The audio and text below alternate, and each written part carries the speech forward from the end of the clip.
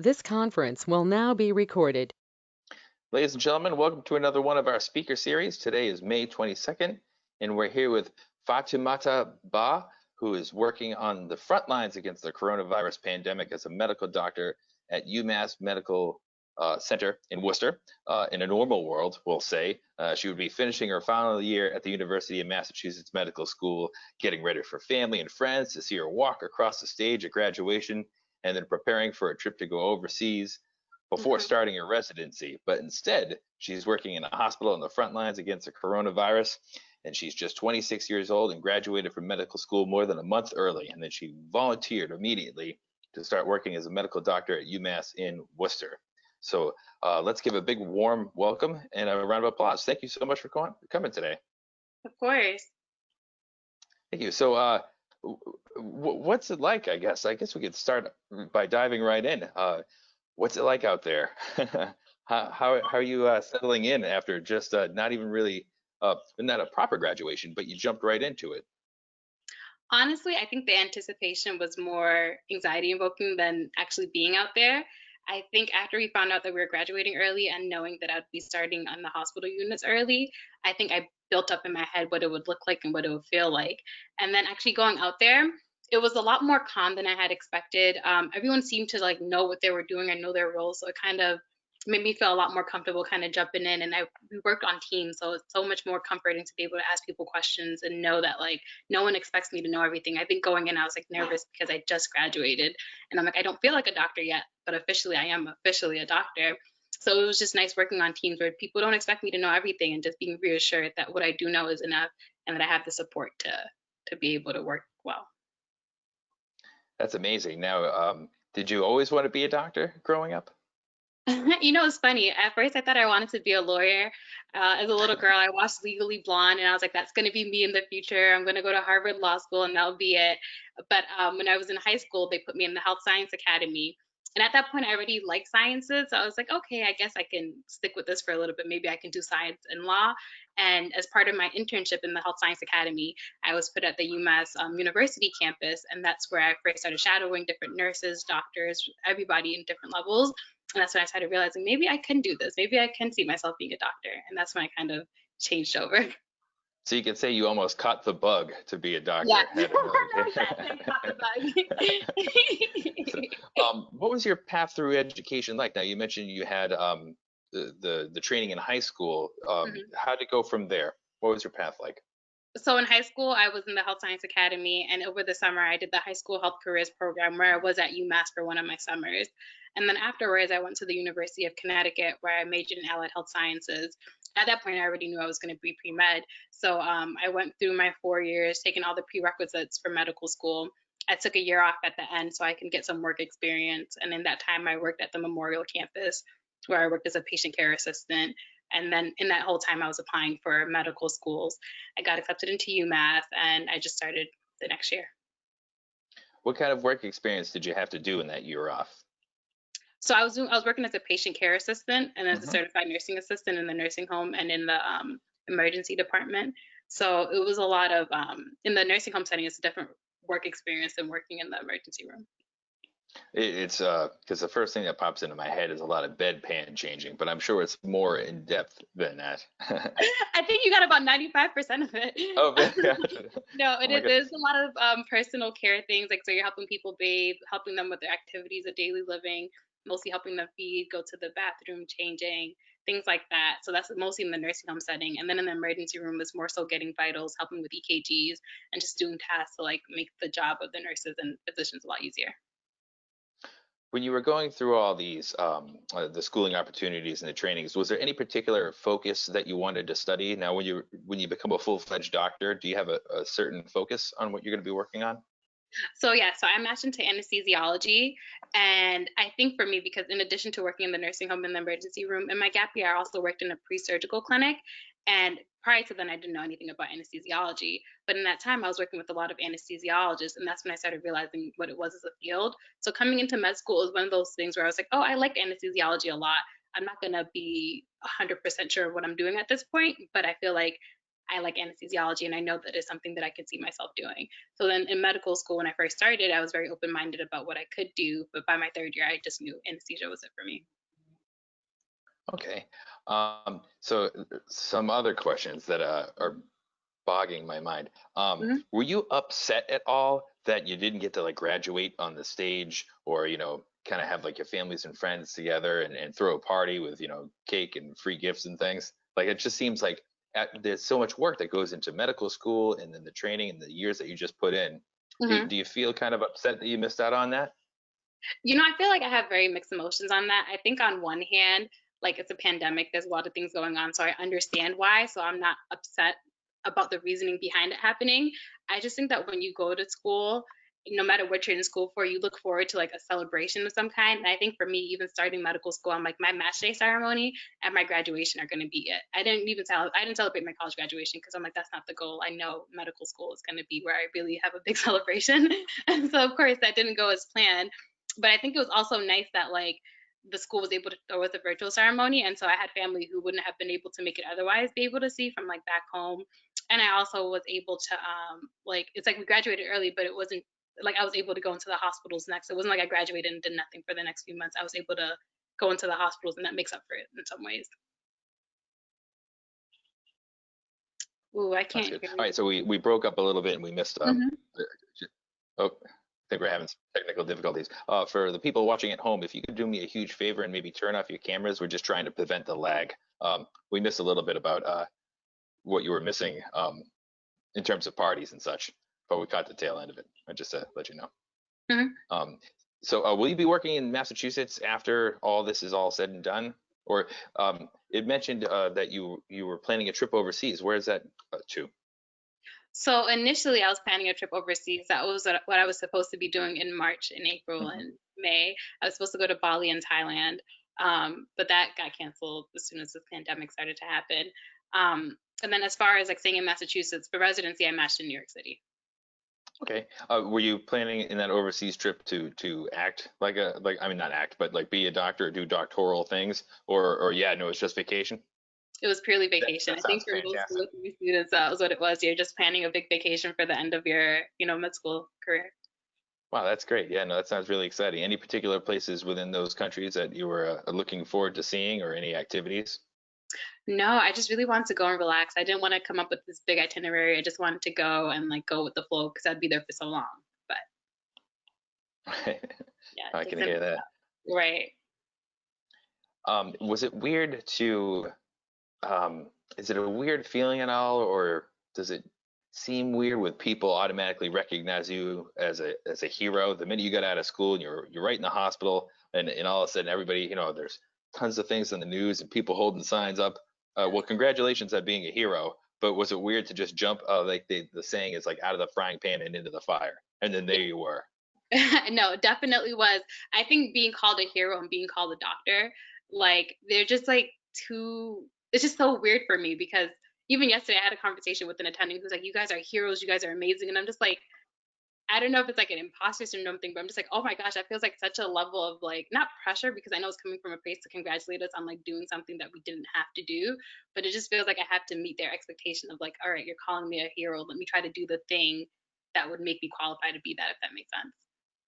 Yeah, absolutely. Mhm. Um, what is it like to support now? Are you specifically with COVID patients, or is it kind of spread out? Like, or once you get in, is that what you're locked in on doing? And what's it like to support COVID patients if that's a scenario?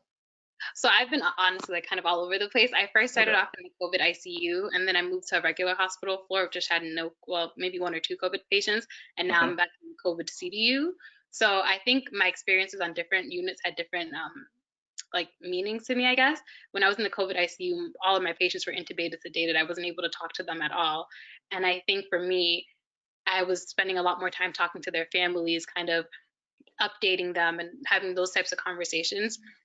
And then when I moved to the regular hospital floor, it felt like what I was doing in my third year of medical school in my rotations, where I'm just like interacting with pretty healthy patients who come in for like an acute illness.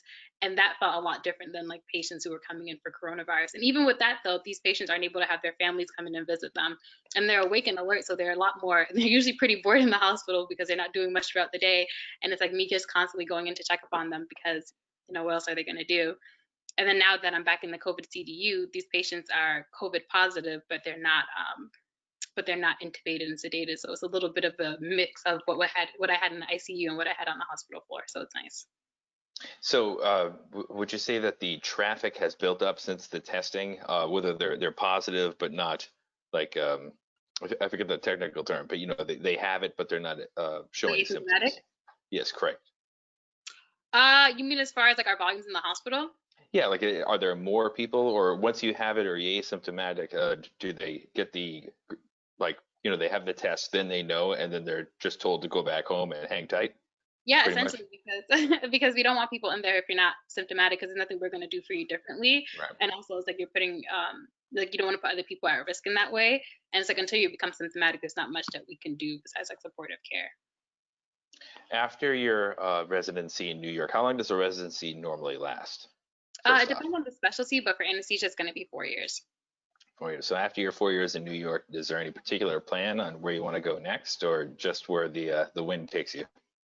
I feel like I want to say right now that I want to stay in New York, but I've also not been in New York for any extended period of time. I think I really like the program that I've matched at, and I think that I kind of want to build my career and settle down in one place for now, but we'll see how that goes.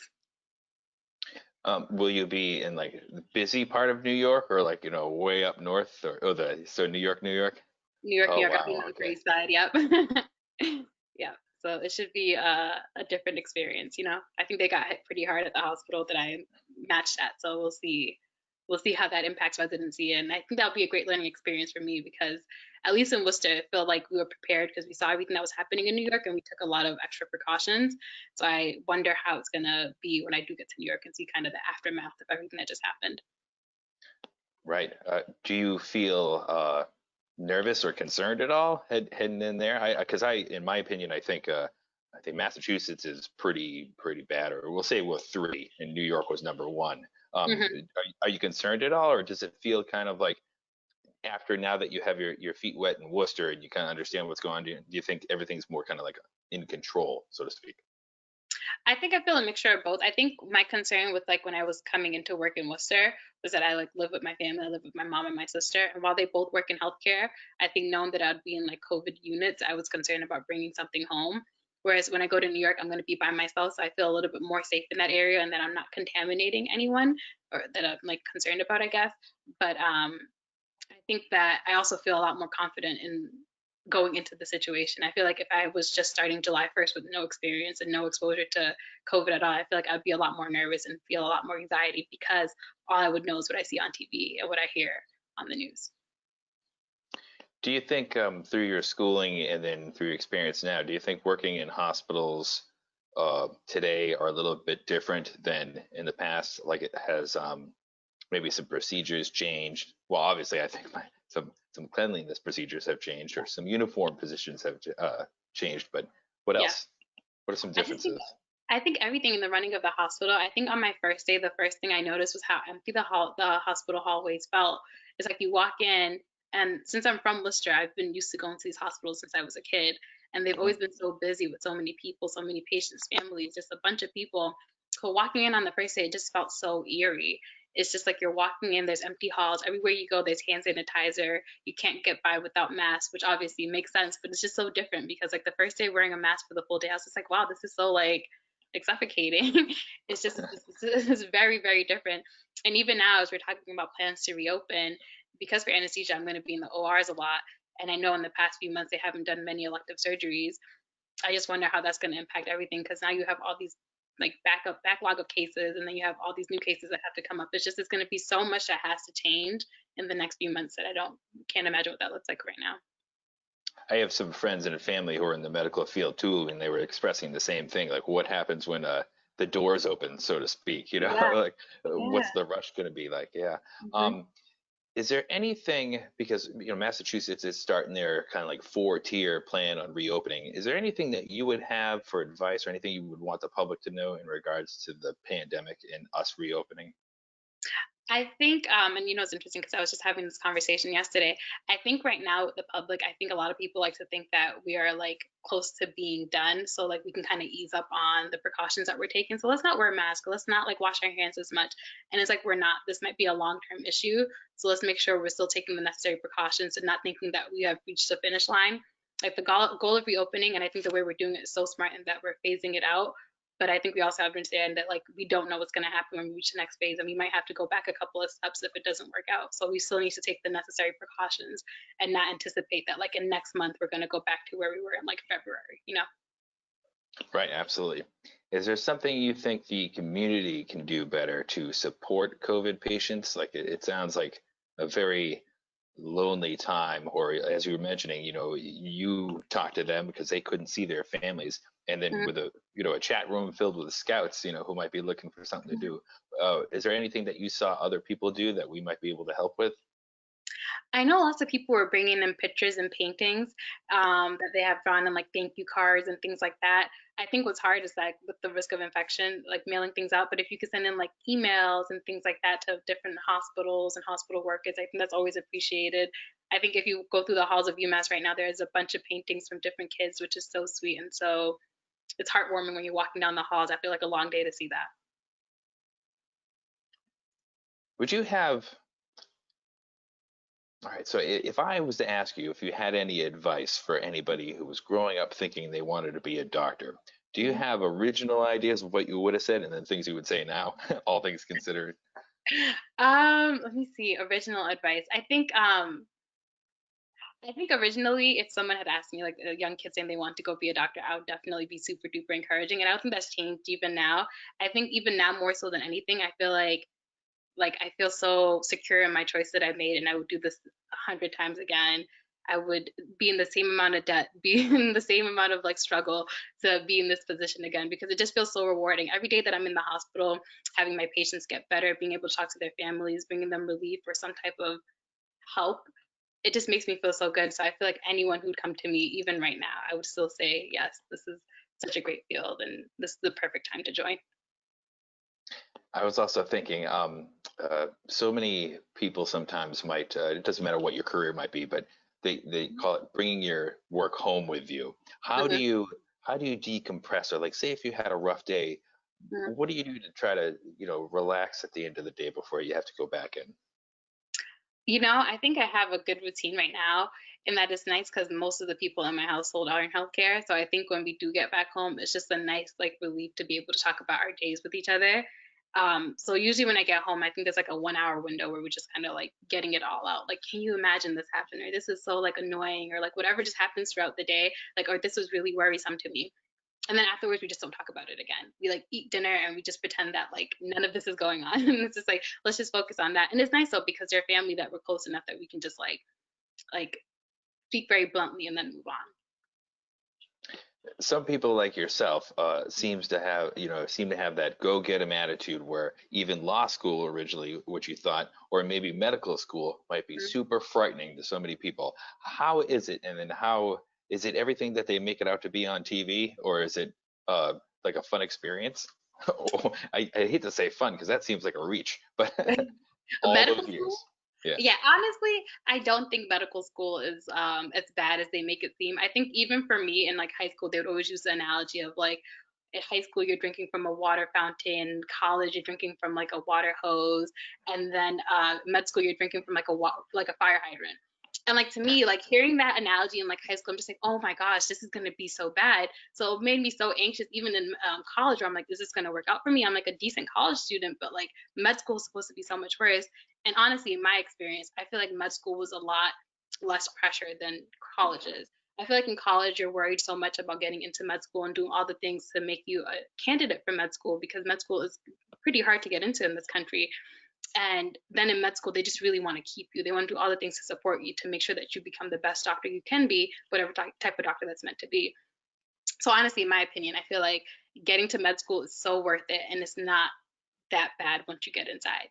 It's the hoops they make you jump through to get in, but once you're in, it's like an amazing experience. uh, that sounds like maybe I'd want to do that. Probably not. I mean, I would highly encourage it. It's worth it. Yeah.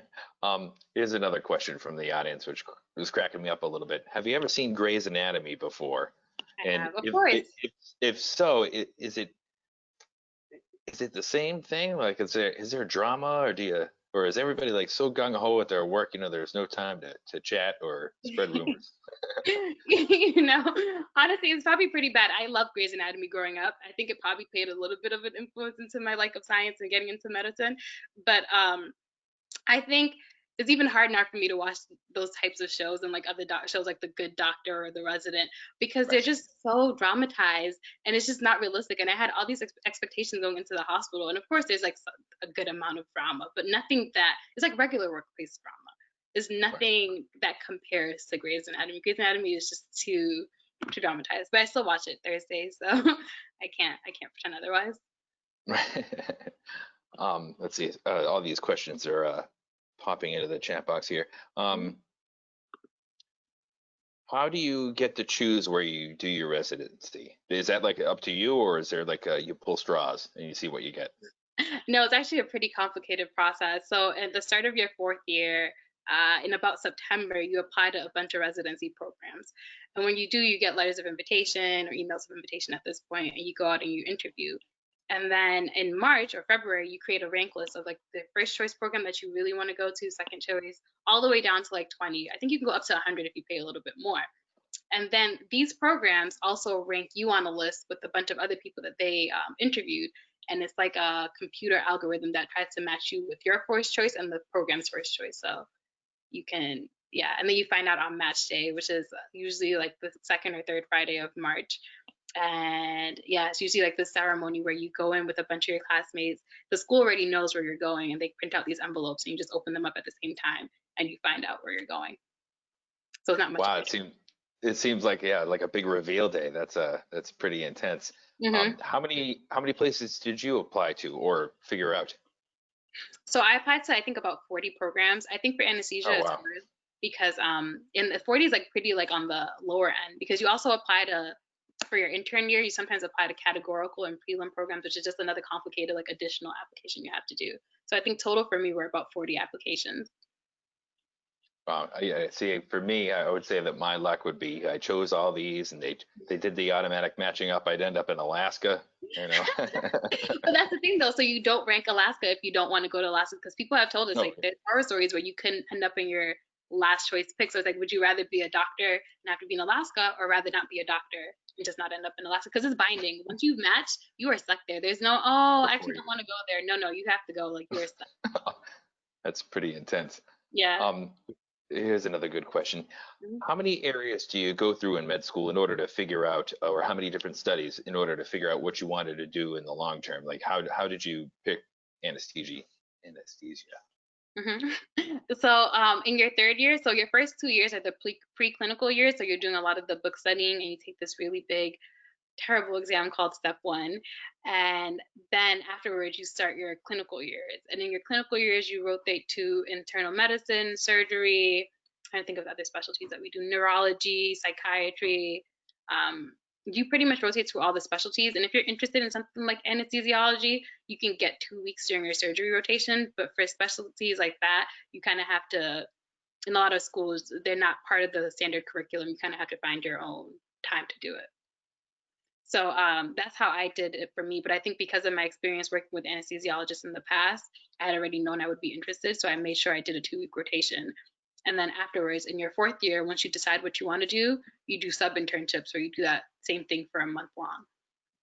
Is what you're doing now or going into now, did that require less, I don't want to say less education, but less time in the system than say if you wanted to be a surgeon?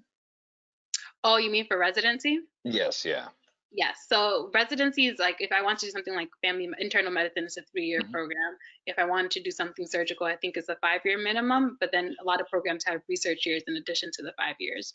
Oh, So for anesthesia, there's a nice balance where you do 4 years, and usually it's about 1 year where you're doing preliminary medicine or preliminary surgery, and then you do 3 years of anesthesia.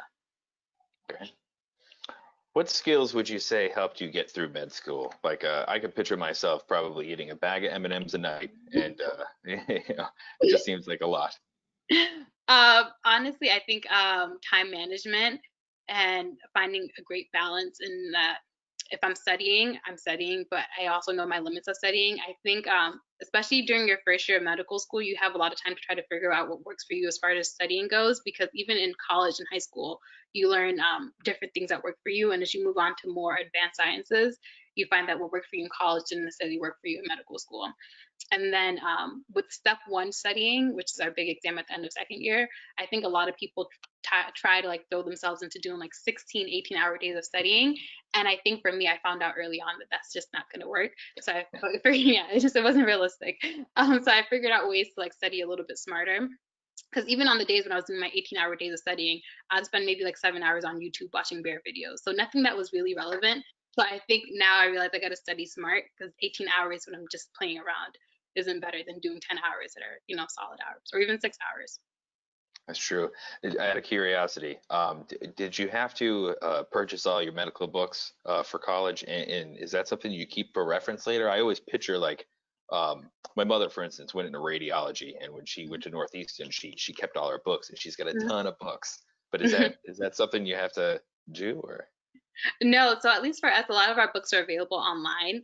I'm Oh, not okay. a big I'm not a big like textbook reader. I like online resources, because I feel like with books it's hard to find the specific page where I'm looking for. Whereas if I can have like the PDF, I can do like control find. So I think for me, a lot of the texts that I have used to get me through medical school have been online, whereas college I was more of like the straightforward textbook person. All right, we had another question from Cindy and Evan. And so they want to know, where do internships fit into the mix? And is it after residency? And then what does that achieve?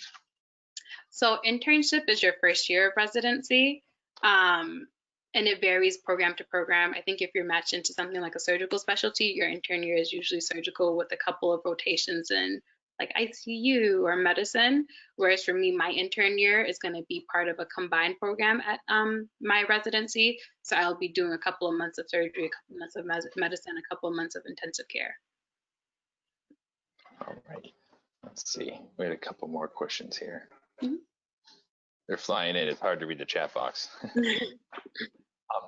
Is there any other advice that you would give people, not so much whether they're going into your field or if it's COVID related, but from what you've gone through in your education, Mhm. pretty much about life, any advice that you could give anybody on like how to perceive or overcome any adversities that you had along the way? I think just like setting your own goals and learning how to focus in on what you want to do, like blocking the noise, because I think in life there's always going to be a bunch of things that kind of distract you from what your own goals are. But I think if you stay determined and keep working towards your path, not worrying about what the person next to you is doing, not worrying about what people want you to do, but just doing what you want to do, I think that you can overcome anything and get to where you want to be. All right, great. Well, thank you so much again for coming in and doing this. Cindy and Evan, I swear they are my favorite questionnaires right over here. So they just said, what kind of personality would do well in medicine?